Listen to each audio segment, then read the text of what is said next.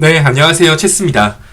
이번 주 국내 증시 어떤 이슈들이 있고 또 어떤 종목들에 관심을 주면 좋을지 좀 가볍게 체크해보는 영상 남겨드리도록 하겠습니다.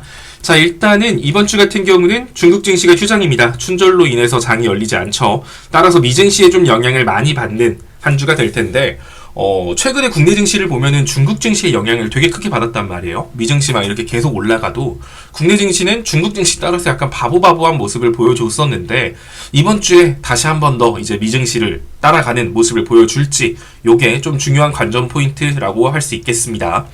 자, 이번 주에 또 미증시에 굵직한 시장 이슈들도 많아요.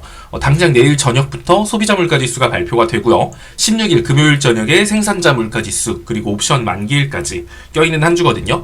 자, 소비자 물가지수, 생산자 물가지수, 이게 만약에 시장 기대치보다 좋게 나온다라고 하면 3월 조기금리 인하 가능성에 대한 기대감이 또 꾸물꾸물 생기겠죠. 설령 3월에 금리 인하가 안 되더라도 6월 전에는, 2분기 전에는 금리 인하를 시작할 수 있지 않을까? 이런 기대감이 커질 수 있기 때문에 이번 주에 발표되는 이 두 개의 인플레 지표가 상당히 중요할 것으로 보여집니다. 만약에 지금 미증시가 거의 역대 최고점 부근에 위치해 있거든요. 물론 국내 증시는 아직도 2600선에서 어리버리타고 있기는 한데, 미증시 같은 경우는 과거 금리 인하 시즌의 최고점 부근인 16,000까지 거의 다 왔어요. 자, 이 상황에서 이게 발표가 되는 건데, 만약에 이게 시장 기대보다 안 좋다라고 하면 미증시의 최근 상승 추세 깨지고 횡보 혹은 최근 상승폭에 대한 절반 이상 조정을 줄 가능성도 배제할 수 없을 겁니다.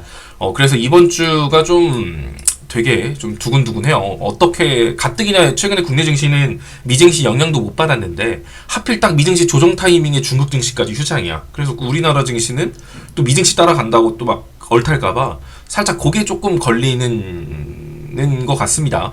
그래서 이번 주 생산자 소비자 물가지수 잘 나와 주기를 기도할 수밖에 없을 것 같네요. 물론 어차피 금리 인하 하긴 할 거예요. 근데 이게 잘 나와야 미증시가 최근의 고점을 힘있게 돌파하는 거고, 이게 못 나오면 이제 더 이상 미증시가 치고 갈 이유가 없거든요. 딱히 이제 기술주 실적 발표도 거의 다 나왔지. 거기다 이제 다음 주에 엔비디아도 실적 발표가 나올 거예요. 그 실적이 진짜 시장 기대에 완벽하게 충족시켜주지 못한다라고 하면 엔비디아 중심으로 또 조정 가능성, 기술주 한 눌림 가능성이 생겨서 좀 긴장하면서 한 주를 대응해야 될 것 같습니다. 자, 이번 주 또 국내 이슈들 어떤 것들 있냐를 좀 체크를 해보면, 아시아나항공. 자, EU에서 14일 전까지 이 합병 승인 여부를 발표한다라고 말이 나왔었거든요. 14일이면 당장 내일 모레입니다. 따라서 내일이나 모레 이제 아시아나랑 대한항공 합병에 대한 뉴스가 나올 수 있는데, 관련주로는 아시아나 IDT, 얘가 제일 가볍고 대장입니다. 그리고 아시아나항공, 대한항공 당연하고요. 근데 얘네들은 아무래도 아시아나 IDT보다는 힘이 좋진 못해요. 그리고 에어부탄. 자, 요렇게가 관련 이슈로 움직인다라고 보시면 되는데, 자, 발표가 좋게 나오든 나쁘게 나오든 얘네들은 제로 소멸이라고 봐야 돼요. 이제 진짜 합병이 된다라고 하더라도 이 기대감 가지고 주가가 막 몇백 프로 올라가고 막 이럴 가능성보다는, 최근의 상승폭이 거의 지금 아시아나 IDT만 놓고 봐도 최근 얘가 상승한 게 그것 때문이죠. 합병 이슈 때문에 상승을 한 거라, 여기서 합병이 진짜 나온다라고 하더라도 어마어마하게 더 올라갈지는 모르겠어요. 오히려 제로 소멸로 이어질 수 있기 때문에 이 부분은 좀 주의를 하시면서 매매를 하셔야 될 겁니다. 항공주 같은 경우는 일전부터 말씀드렸지만 굉장히 좋게 본다, 이렇게 말을 했기 때문에 아시아나 IDT 이거 합병 이슈가 좀 없어진다고 하더라도 그럼 좀 눌릴 수 있겠죠, 제로 소멸로. 그래도 그럼 눌림 포인트가 얘네들은 좀 기회가 될 수 있는, 요렇게 보시면 될 것 같고요. 14일 전까지, 그럼 내일하고 내일 모레 이제 막 시장에서 꼼지락꼼지락 반응할 수 있겠죠. 단타 좋아하시는 분들은 결과 보면 더 가자 막 이렇게 외치면서 뭉 쓰지 말고, 결과 나오기 전에 털고 나오던지, 결과 나왔을 때 바로 털고 나오던지, 요런 식으로 대응하시면 좋을 것 같습니다. 그나마 어쨌든 대장은 아시아나 IDT예요. 이거는 무조건이고, 만약에 아시아나 IDT를 내가 좀 매매를 해보고 싶다, 이 이슈 보고, 얘는 좀 손절가로 좀 잡고 가셔야 돼요.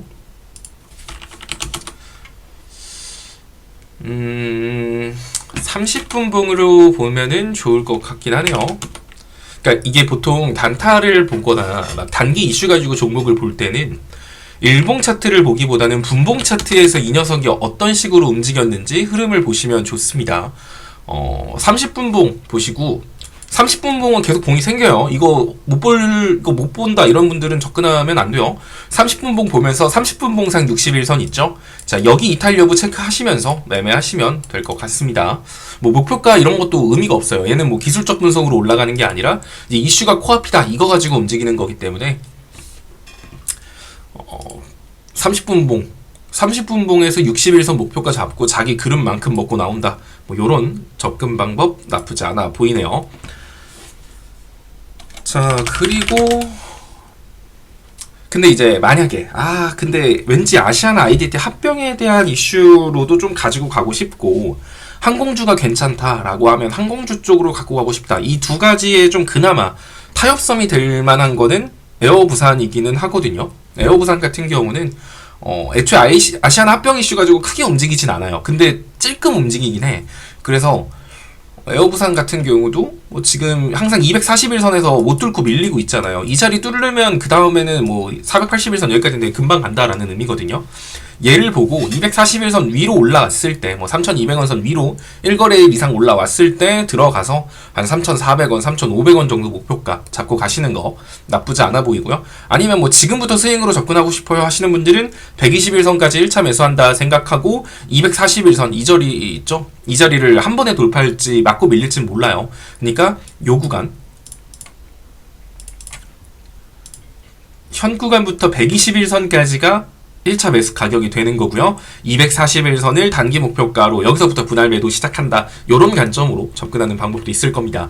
항공주 아시아나 합병 이슈 이번 주에 발표 나오니까 여기에 대한 관련주들 눈여겨보시면 좋을 것 같고요.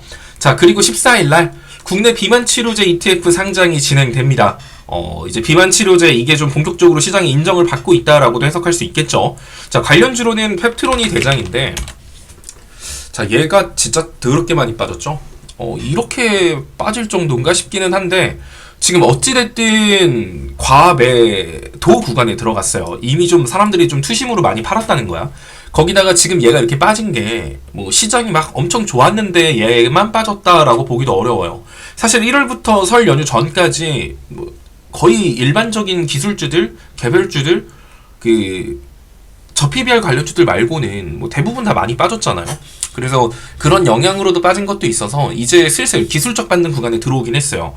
당장 내일 모레 이슈도 있기 때문에 이 이슈 타가지고 많이 반등하면 3만원 정도 선까지도 충분히 반등할 수 있을 것 같은 그런 종목입니다. 물론 여기까지 가면 뭐 기대 수익률이 몇 프로야? 어마어마하게 높죠. 근데 뭐 우리가 여기까지 기다릴 수는 없어.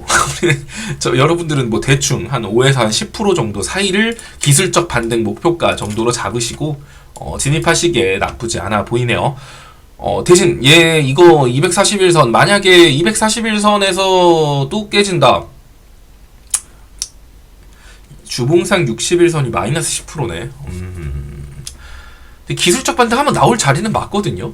그래서 이거 펩트론 접근하시는 분들은 좀 적어드릴게요. 펩트론 접근 이거는 비만 ETF 상장 노리고 기술적 반등입니다. 기술적 반등을 노린다. 이렇게 보시면 되고 현가부터 접근 방법은 두 가지. 일단 목표 수익률은 5에서 한 10% 정도 사이로 보시면 될 것 같고요. 뭐 5% 잡을지 10% 잡을지 이건 뭐 개인 역량입니다. 첫 번째는 그냥 타이트하게 손절가를 잡는 거예요. 그러니까 현가 접근.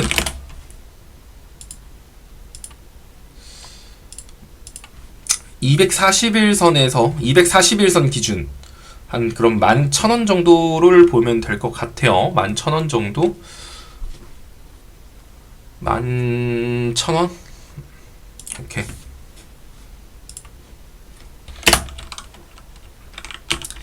11,000 얼마를 볼까? 손절가를 한 5% 정도 잡는다라고 하면 한 11,500원?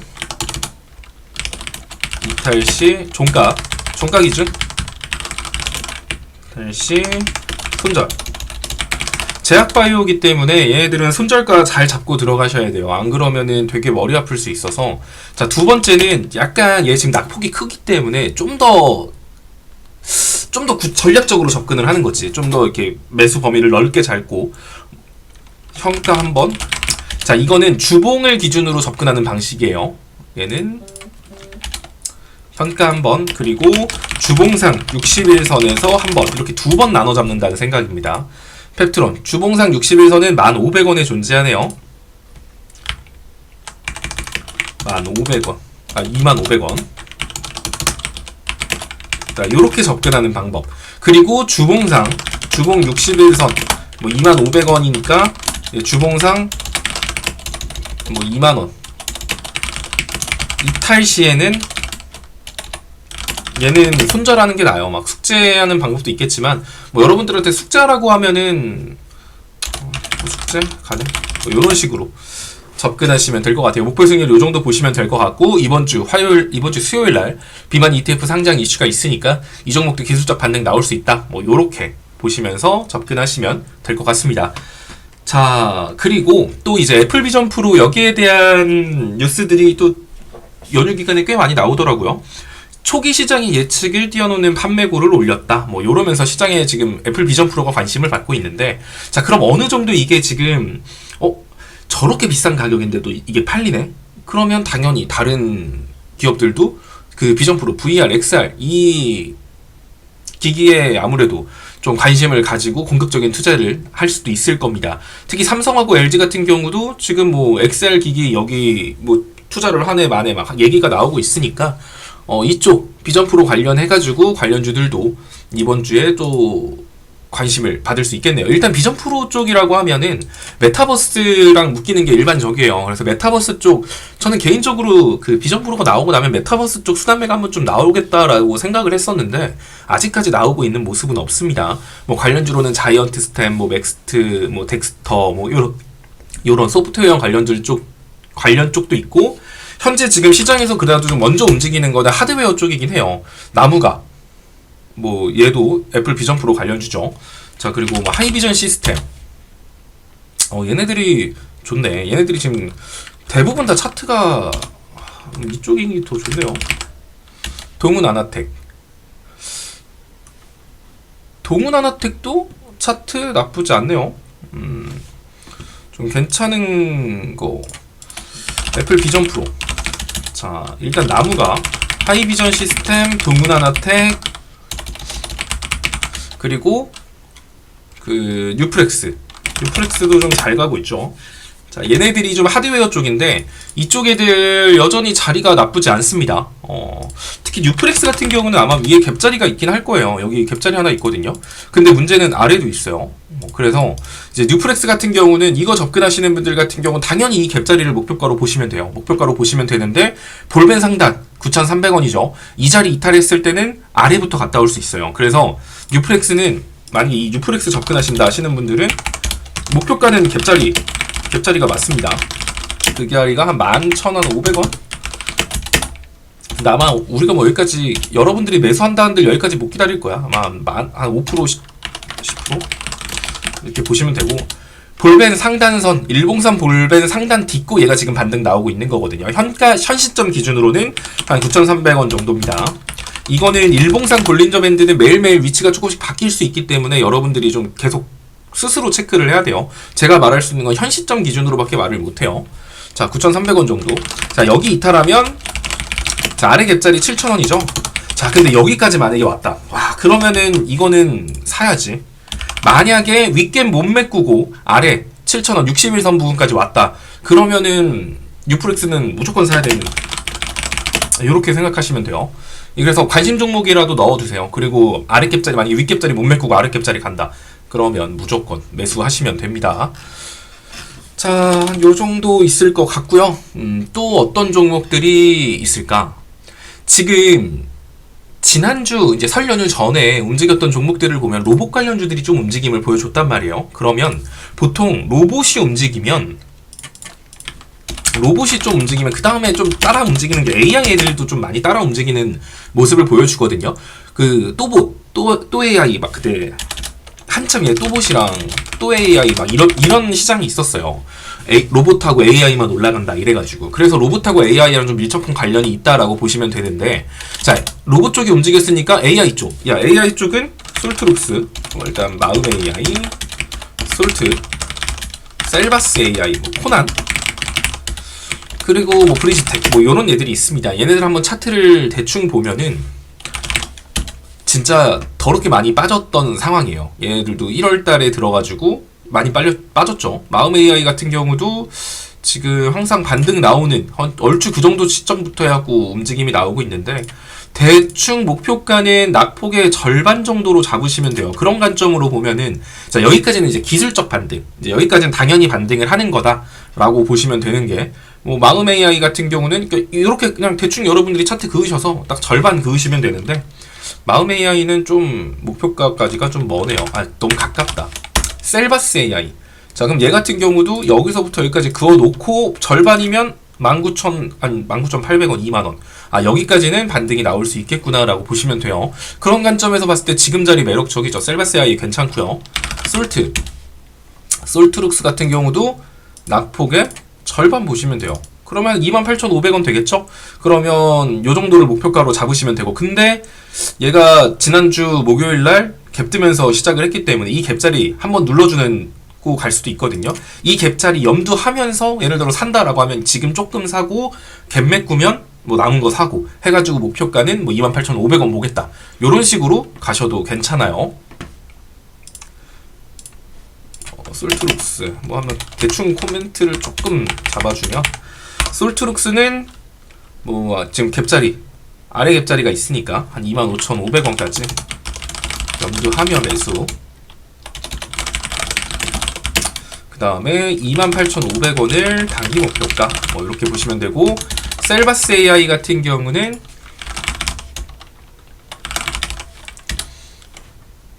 한 19,500원 19,500원 19,000원에서 19,500원 좀 보수적으로 잡을게요.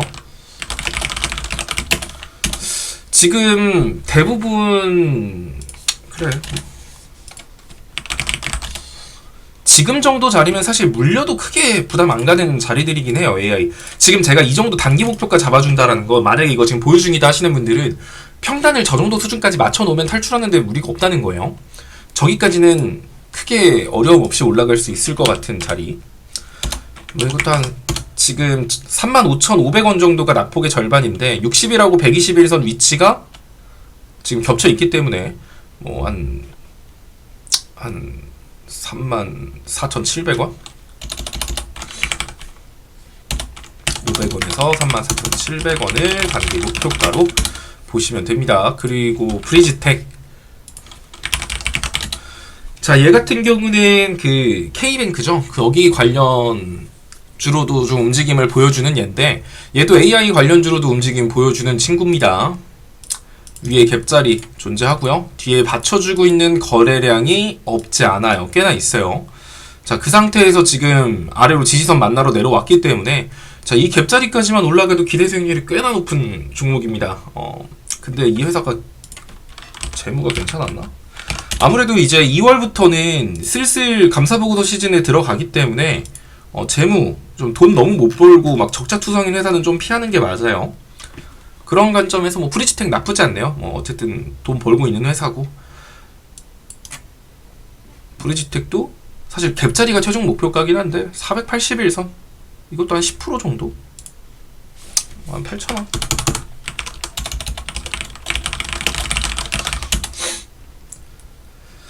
자, 그럼 얘네들은 뭐 손절 안 해도 되는가? 그러면은 AI 쪽은 많이 빠졌으니 손절 안 해도 돼요? 뭐 이렇게 질문한다라고 하면 그거는 아니거든요. 뭐 손절가를 안 잡을 수는 없는데, 지금 들어가서 뭐 설령 막 5% 10% 많이 빠져봐요. 여기서 한 5% 10% 정도가 이제 한계치라고 보거든요. 그래서 한 그 정도 선에서 1배수 추매 한번 한다라고 하면은 뭐 손실이 아니라 수익 보고 나올 가능성이 훨씬 더 높기 때문에 만약에 여기서 이 구간에서 한 5에서 10% 정도 더 빠지면 그때 가서 제가 한번 코멘트를 드리도록 할게요. 물론 만약에 얘네들이 그 정도까지 밀리고 더 빠진다라는 거는 이거는 시장이 진짜 아랫겹자리 메꾸러 가는 약간 그런 상황일, 특수한 상황일 가능성이 높거든요. 그거는 뭐 그때 가서 뭐 시장 상황 보고 전략을 조금 수정하면 될 것 같아요. 그래서 AI 관련주 같은 경우는 지금 최근에 낙폭이 되게 큰 섹터 중에 하나인데 성장성이 없는 섹터가 아니니 지금 자리는 충분히 매력적이다. 뭐 요 정도로 해석하시면 될 것 같습니다. 자, 일단은 이번 주에 어떤 이슈들이 있고 뭐 이런 것들 쭉 남겨드렸는데 이거 보시고 이번 주에 뭐 종목들 어떤 걸 살까 하시는 분들은 오늘 영상 참고하셔서 투자에 활용하시면 나쁘지 않은 결과물이 나올 거라고 보여집니다. 다들 오늘 뭐 고생하신 게 없죠? 설 연휴 마무리 잘 하시고요. 내일 뵙도록 하겠습니다.